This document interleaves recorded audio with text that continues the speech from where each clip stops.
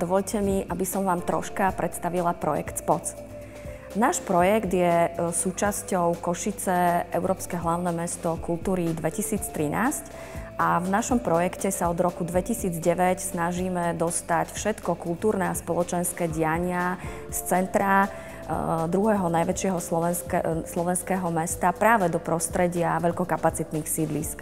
Spolupracujeme s obyvateľmi, organizujeme s nimi rôzne komunitné, spoločenské, športové a zábavné podujatia, ale taktiež máme aktivity, kde obyvatelia majú možnosť spolupracovať s mladými dizajnérmi alebo výtvarníkmi.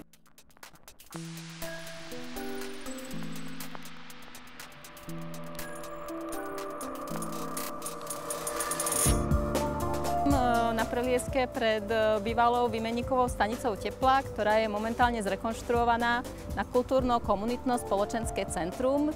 Je to priestor, ktorý slúži obyvateľom rôznej vekovej kategórie.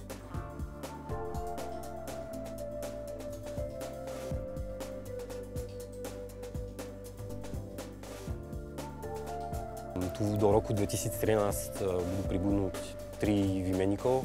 Jednu pre umelcov, jednu pre projekty obyvateľov a jednu tretiu, ktoré bude väčšie pre športové a spoločenské činnostiach. Čo sa týka verejný priestor, tak po plánovací stretnutie s mladými susedia, tak sme plánovali rekonštrukcia alebo opravy tie športové ihrisko, aby mohli hrať futbol, volejbal, basketbal.